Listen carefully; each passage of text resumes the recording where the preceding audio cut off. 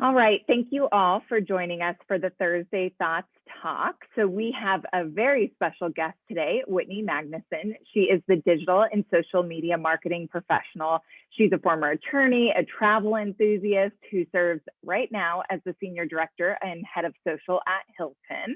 So she's a 15-year veteran of marketing and communications, and she previously worked as an executive in marketing roles in tech companies like IBM, Spreadfast, and Google.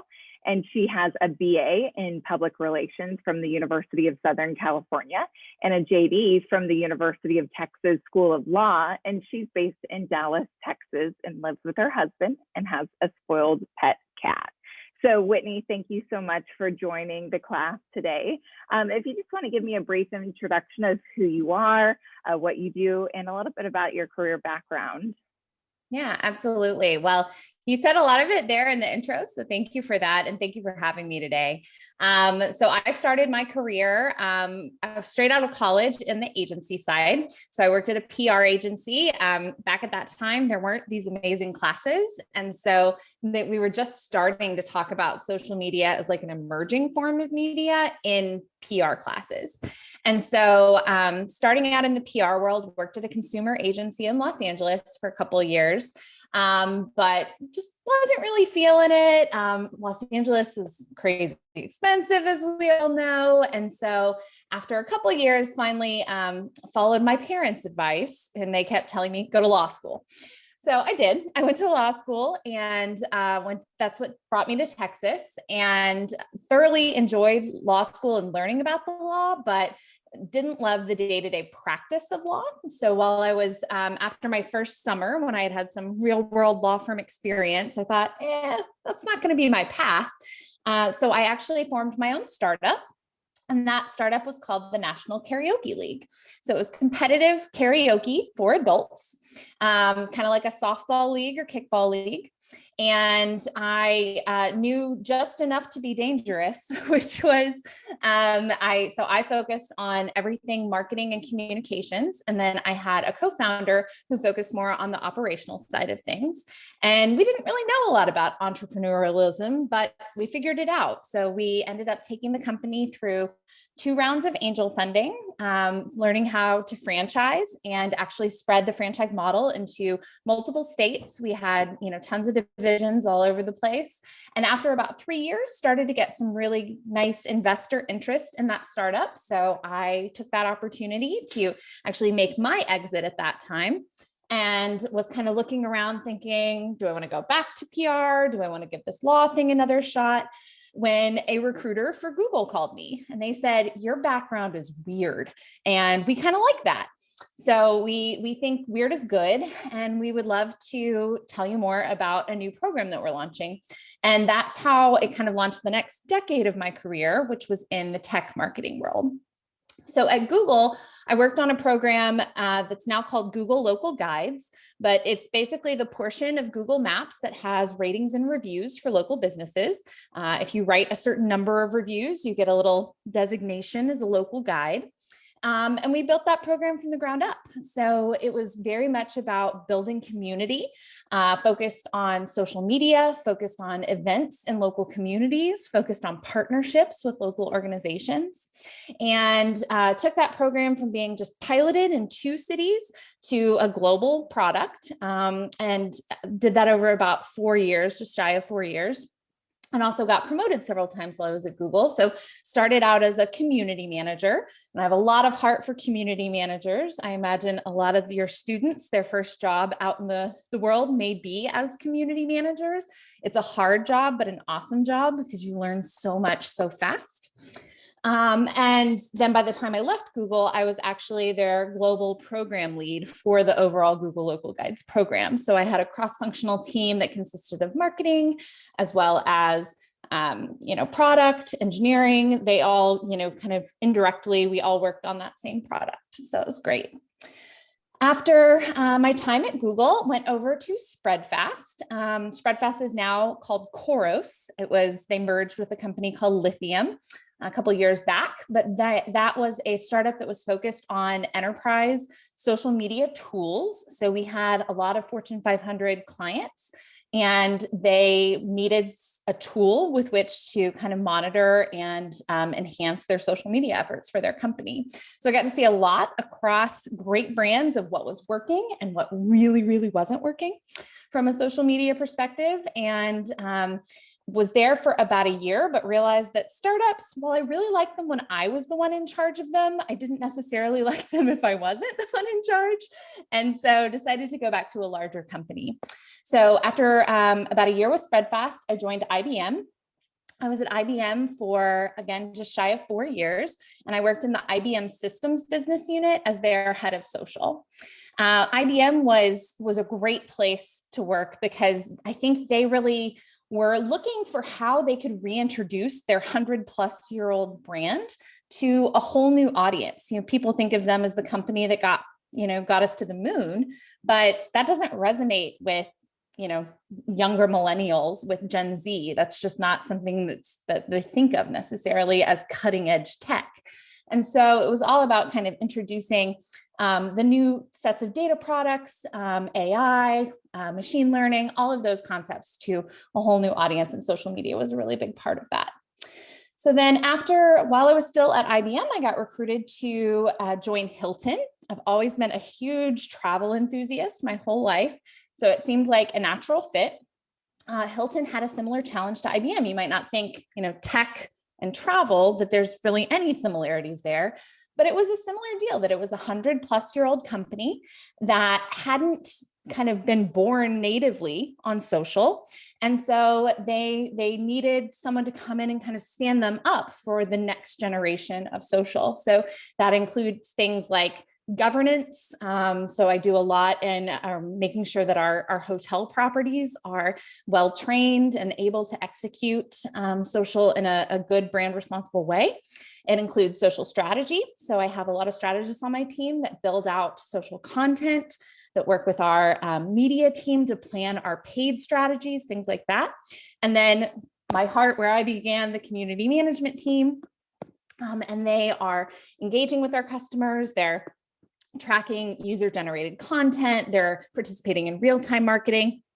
And it's interesting how much of that area has really grown in particular too in kind of the modern marketing world. And that would be the end of that story, except that tomorrow is actually my last day at Hilton. I've just recently decided to join a large bank. And so I'm going to be joining that bank as their global head of social media in a couple weeks' time. So sad to leave Hilton. It's been an absolutely great journey there, but also really excited to get to kind of build up a new team for this new company. So that's my story. It's such a great story, and you have such an interesting background from being an entrepreneur to practicing law and then going into social media. So what really intrigued you about social media that really got you interested in pursuing this as a career? I know Spreadfast, probably dipped your toes into it and a little bit at Google, but was there one thing that you really liked that pursued, your career? Yeah. I think what I love so much about social media is that it's just constantly changing. What I didn't like necessarily about being a lawyer is, basically a lot of being a lawyer is you're downloading a templated contract or you're downloading a templated lease form, and maybe you make some additions and changes to it, but you're not reinventing the wheel the majority of the time. In social, you're constantly reinventing the wheel and you're just having to figure it out. And I think a lot of people that have been in the social space for a long time have had the experience that social nowadays, you're getting, nice budgets to go along with social. That wasn't always the case. And so a lot of it was just testing things out, seeing what worked and didn't work. And if it didn't work, well, it didn't cost the company any money. So, nobody really minded too much. And sometimes you would get these massive, amazing wins and it would be, just so exciting. So there's maybe a little bit of adrenaline junkie in there somewhere. But also just that it's constantly challenging you and forcing you to learn new things and new platforms and new ways of kind of reaching out to your customer base on that channel. And you've been on both sides, B2B and B2C. So how would you say they're different and how are they alike for social media marketing? Yeah. So with B2B, I mean, it's really so much more targeted. You hear terms a lot of the time like account-based marketing, where a company may only have 100 or 200 other businesses that they actually even care about reaching. So the kind of like, put it out there and pray approach that you can do with the consumer audience sometime, that's just not how it's done in the B2B world. So you have to think very precisely about how can I turn, if I know that I have 100 businesses that I want to reach, what are the specific characteristics of that audience that I can go out and put targeting parameters around if I'm going to run paid? Or how can I make my content so engaging that they will come to me and actually share their contact information in exchange for that? So B2B is all about almost one-to-one delivery of content. I'm going to create content and deliver it to you and you individually. Whereas with B2C, you still want a little of that personalization, but it's so much broader. A lot of what we do at Hilton is upper funnel awareness. So we don't even care. We care, but we don't ultimately strive to have our social media ads drive directly to a booking. So we're not trying to go all the way to revenue with what we're doing on social media. We're just trying to make sure that Hilton stays top of mind for people. We're making sure that they go visit our website. I kind of, describe it as like it's your Tinder profile. You later will have to go and, show up on a first date, and it's going to like sell it or not, but social media is just like your initial introduction of whether you even want to swipe or not. That's a great analogy. I like that one. So we've honestly had a really tough year with COVID, not only personally, but in professional aspects like travel. So how has COVID really changed the way that social media operates for Hilton or for the travel industry in general? Yeah. So obviously, every industry has been impacted in one way or another by COVID, but people stopped traveling. They had to, right? There were lockdowns. And so very little amounts of travel were moving forward. And so while we could have continued kind of with our marketing efforts, it would have largely been in vain during that time where people were neither willing nor even comfortable kind of hearing about travel. So what we did was really refocus our entire kind of perspective on how can we provide value other than just being a travel booking service to people during this time that everyone is going through these similar challenges. So Hilton does a lot of things. Yes, we have hotels, but we also have housekeeping staff that knows how to make animals out of the towels so that you can entertain your kids who are suddenly home all day. We have executive pastry chefs that can teach you how to make that sourdough loaf that no one can figure out. We have, baristas and that can make an amazing coffee drink, and they can show you the Dalgona coffee that went crazy and how to do that at home. So it really became all about transforming the experience of Hilton that you're used to doing when you go and travel on a vacation to how can we stay relevant for you in this moment of kind of collective grief and suffering by providing you something that's relevant to you now, even when you're not traveling. So it's a big focus on the content side. The other side was just the way that we accomplished that. Because people weren't traveling, we really had to take a critical eye to our agency list and roster and cut back a little bit in how many different agencies we were using. So most of our creative production actually has come in-house at this point. So we now work with internal designers and copywriters and video editors the majority of the time. And that has both pros and cons, I would say. We obviously have an amazing team. They're really great at what they do. But sometimes it is nice to be able to get that support from an outside resource and kind of not have to think about something and just like, okay, they're going to deal with it. I can go do something else. So it's been an adjustment, I think, to go from, huge amount of agency support to really a very narrow amount of agency support while also shifting our content focus at the same time. That's fascinating. And what a great way to pivot during this time. So Hilton, a huge global brand. So how has working for that brand really changed your worldview? and the way you strategically approach your social media posts or paid? Yeah, so that's a great question. And I think this is true of really any global company, but it's just always a good reminder that, you have kind of blinders on based on where you're located and what your experience has been. And if you want your media to perform, you have to really get in the mind of your customer wherever they may be. So, we obviously have media that goes everywhere, but that doesn't mean that we target all ads everywhere. So a great example is if we are placing ads that are going to, the Middle East, then we're not going to include alcohol in those ads because that's, not commonly, something that's done there. Another example is when we are looking at China, for example, we're not going to place anything on our Western social channels like Facebook and Instagram because those are blocked by the there. So we want to make sure that we are using the tools that are local, like we're on WeChat and creating specific content for WeChat, and some of the other kind of up and coming apps there, like Little Red Book and some others. So I think it's just about, again, really kind of focusing in on who is your customer and what is relevant to them in their lives, and taking off your blinders a little bit for how you experience social media in order to have effective campaigns. And you probably have to yourself just try all these different platforms, since there's so many different platforms all over the world, not just here in the US.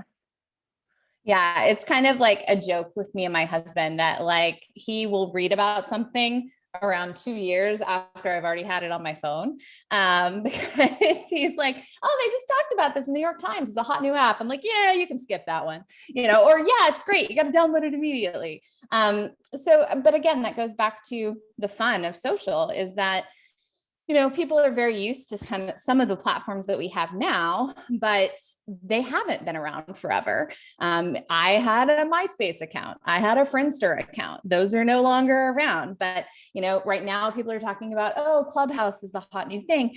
And I've seen many of that level kind of have their rise and fall. And you just kind of got to be willing to go with the changes that hit and that people are adapting to. And some of them are going to stick around, and some that you may have loved and they may have been your favorite may fall by the wayside. And to have, an effective strategy, you have to just make sure that you're staying relevant to where the overall audience is. Mm-hmm. Change is definitely constant in social media, that's for sure. So talk about Hilton and how it's really this franchise model, and how running social media on that is a little bit different, and the challenges you faced from a crisis communication standpoint. I really like the example you provided when we spoke. Yeah.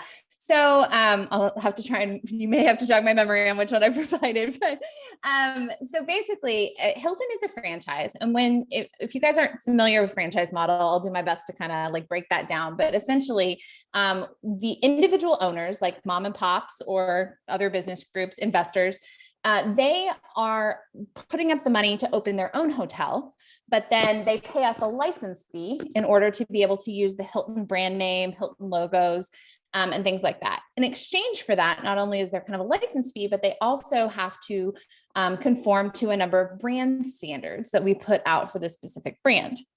But the challenge is that we don't own that company. And so we can't really, at the end of the day, tell them what to do or not do if it's not specifically written in our brand standards. So when it comes to things like crisis communication, we can suggest what we might do in a situation, but an owner doesn't necessarily have to follow us. And that creates a lot of challenges, I think, for my community managers, again, because people will get so angry. I had this experience at this one place, and it really, for whatever reason, I didn't like it. And we'll say, well, we're sorry that you had that experience, but that's not actually the Hilton company that made that experience happen. And Hilton as a company has somewhat limited kind of recourse in that situation, other than retraining and making sure that things comply to brand standards. So, that's something that we continuously, I think, kind of struggle with, but also a real opportunity to provide a lot of learning and education. So one thing that we did when I first joined Hilton was actually to put out some social media specific brand standards for all of our hotels, whether they were owned or franchise hotels, that they have to just meet kind of some minimum requirements in order to even have their social media channels. And so some of those things are, we want them all in the same platform that we use to manage social, so that we can track and see, is a crisis brewing in this one, or, are they doing kind of okay? So that we can see who the top performers are and who needs a little more help. And so we can see where we can best assist them as well. So one thing that we do now is we've started putting out what we call campaigns in a box. So it's basically, we know that the hotel industry as a whole has had a really hard year.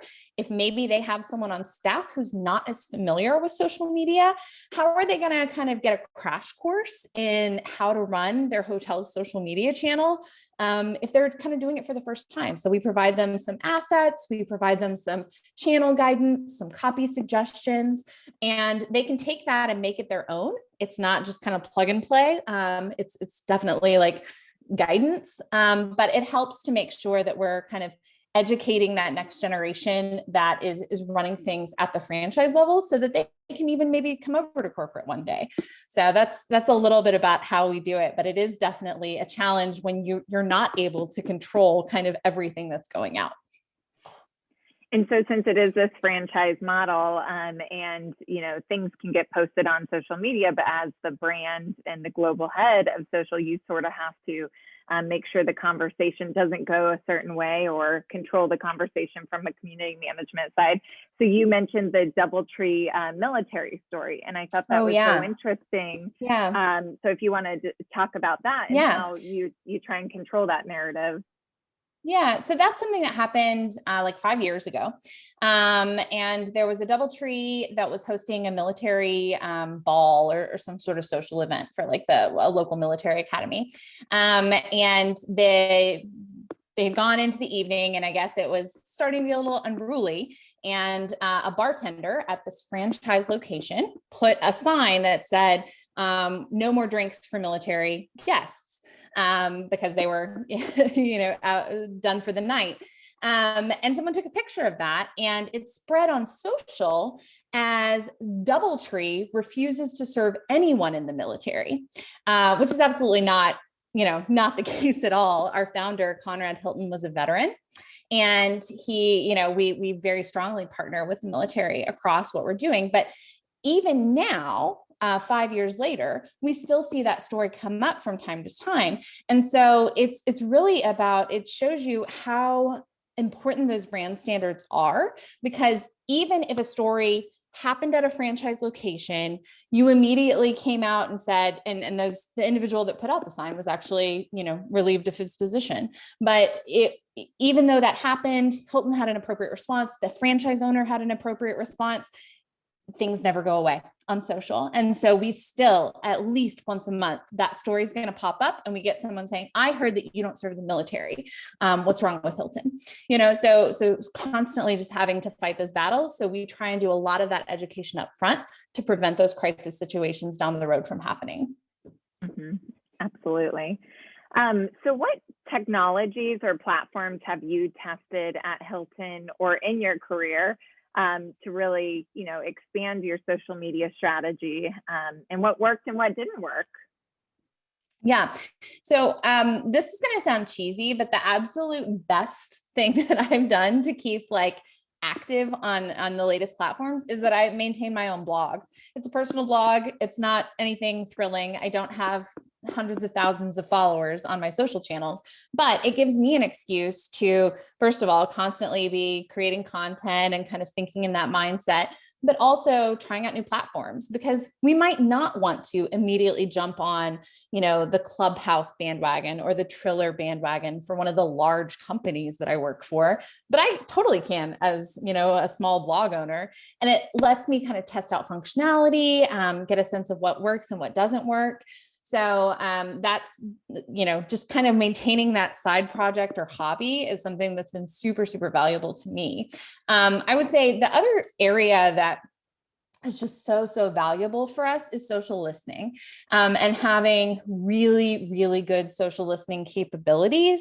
For your students out there, if you have not heard the term of query building, learn how to build a query before you leave ASU. It's such a good skill. You can use it across a ton of different areas of marketing. But query building basically lets you use different keywords to kind of construct a search, and then we put that into, what is open on different social media channels and are able to get back results. We use a product called Brand Watch that helps us do that at Hilton. And so we can kind of keep an eye on different conversations, but we have conversations that we monitor on a huge number of topics, not just our brand's terms, but competitor terms. We look at things that are trending. For example, we took a really hard look at, what were people saying around masks, kind of back at the beginning of COVID. And that was a critical piece that went into our decision to require that all of our employees and guests wear masks inside our properties.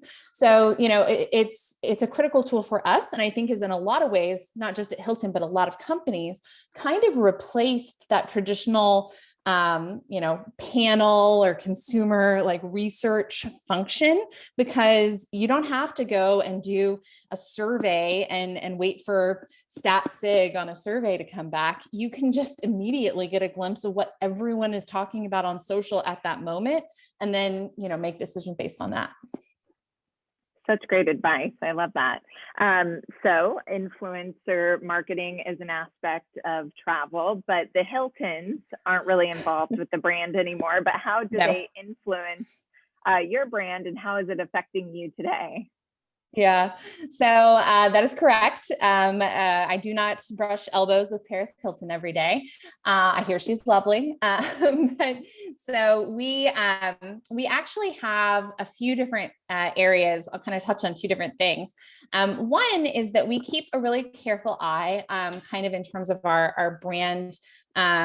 And again, it goes back to listening, but our brand and what channels are out there. So we have a tool that we use to see, new social channels that are popping up. If a hotel in, some small city in another country has launched their Instagram channel, I want to know that so that I can make sure that we're getting them help and assistance and things like that.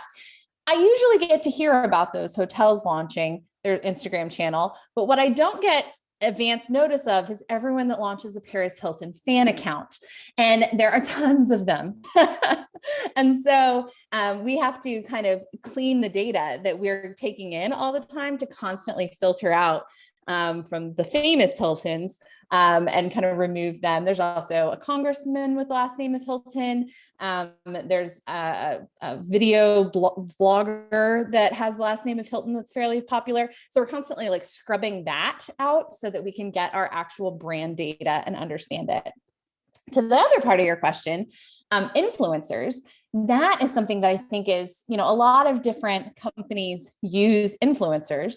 We use them on the B2B side when I was at IBM, but at Hilton in travel, we almost have too much of a good thing.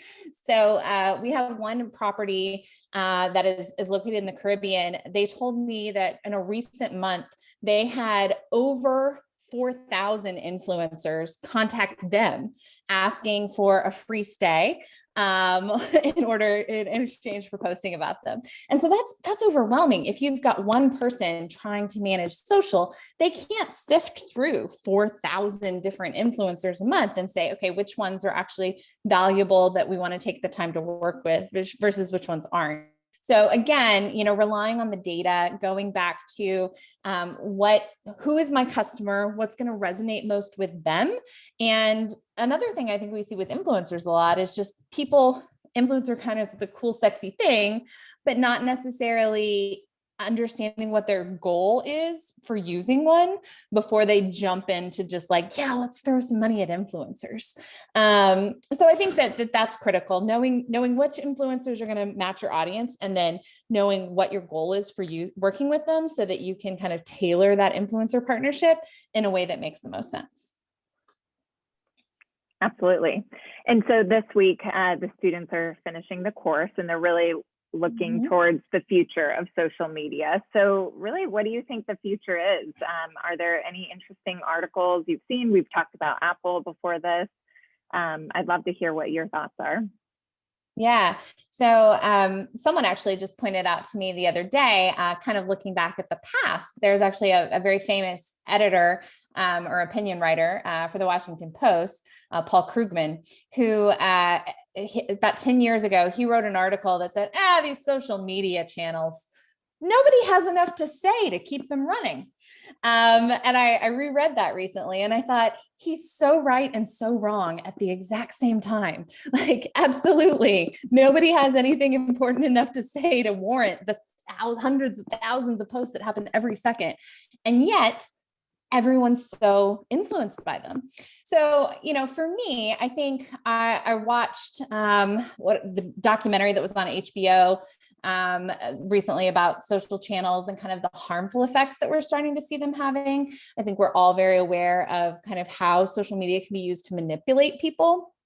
And that's something that I'm concerned with. I think finding a way to allow people to make connections with people is going to always be valuable. We've seen that this year, how much the fact that we're having this conversation virtually right now, making those connections is fantastic.